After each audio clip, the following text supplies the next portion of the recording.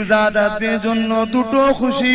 একটা হলো যখন ইফতারটাকে সামনে নিয়ে বসে যাবে, মুয়াজ্জিন কখন আযান দেবে অপেক্ষা, মুখে দরুদ শরীফ সুবহান রাব্বিল আলা তাসবিহ আল্লাহ আল্লাহ আল্লাহ করতে লেগেছে। যে মুয়াজ্জিন আযান দিয়েছে, বান্দা বান্দি খিদে জ্বালাতে আল্লাহকে কিন্তু ভুলে যায়নি। বান্দা বান্দি আল্লাহর নাম নিয়ে শুরু করেছে।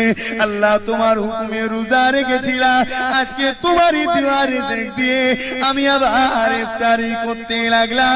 এটা হলো রোজাদারদের জন্য একটা খুশি। আর একটা লিখা রাব্বিহি, রোজাদারদের জন্য আমার আল্লাহ জানিয়ে দিয়েছে রোজা হলো আমার খাস ইবাদত। আমি আল্লাহ রোজাদারদের কুদরতিয়াতে পুরস্কার দেব। কি পুরস্কার দেবে? আরশে আজিমের উপরে যখন সবাই নফসি নফসি করবে, রোজাদারদের আল্লাহ পাক জান্নাতি খানা খাওয়াবে।